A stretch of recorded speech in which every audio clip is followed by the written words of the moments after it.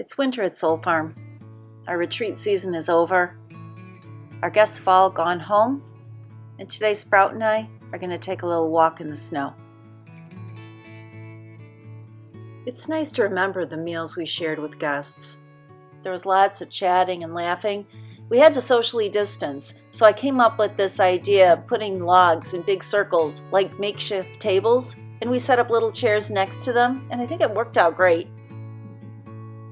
The snow is pretty undisturbed, so most of what Sprout and I see are the tracks of animals that have come through the yard. There's still a little color, but in general, because we had snow and then a rain that froze and then snow on top of that, everything's covered in a layer of ice and crystally snow, and it's really quite beautiful.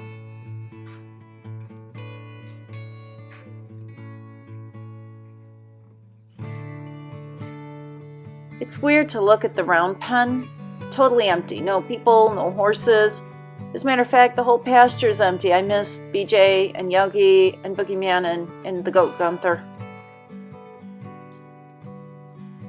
The corn crib where we do our massages is cold and empty, and there's a little frosting of snow. You can see where the animals have come in. I don't know, just checking it out. And I'm keeping some firewood here to keep it dry, so that I can bring it into the farm cottage and use it in my wood-burning stove. And our yoga barn is right now housing not only just a bunch of dried up leaves that blow in, but the hay rack. We use the hay rack in the yard just to hold things, and sometimes as a makeshift table. It's just the right height.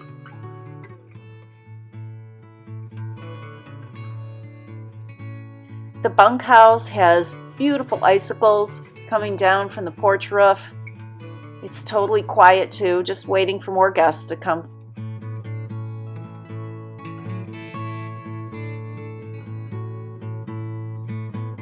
I think the icicles are especially pretty. They're kind of crystallized up around the bathhouse. I mean, really, it all looks so pretty, and at this point, I'm really enjoying it. The way the ice has covered things, and I know it's kind of hard on the trees. At this point though, it still looks lovely. And Sprout and I have yet to go up into the woods, and that's where I'm going to see the real effects of this ice storm on us.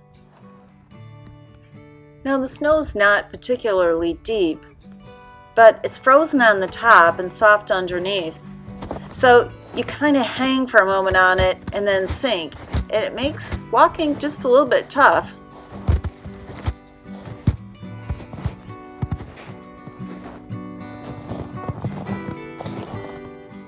Now clearly the pond is frozen enough for light animals to walk on, and it's fun to see the tracks. I remember a couple of times when I was young, the pond froze on a particularly still night, so it had a real smooth surface. And I remember coming at night and ice skating, which was really magical. This is still kind of magical. The woods are beautiful.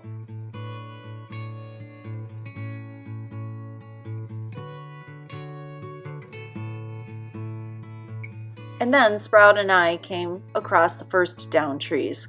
The weight of all of the ice on the branches was so heavy it would break limbs and in some cases break trunks.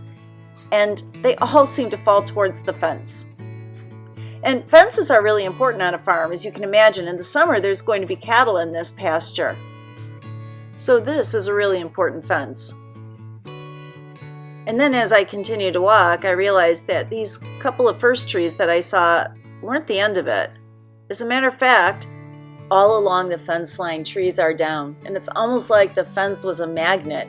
All the trees fell down right into it or over it. My chainsaw is going to get a workout this spring. Nature can be beautiful, and nature can be fierce. And you see that so clearly when you're living life in the country. But that doesn't keep me from loving the nature here at Soul Farm every single day.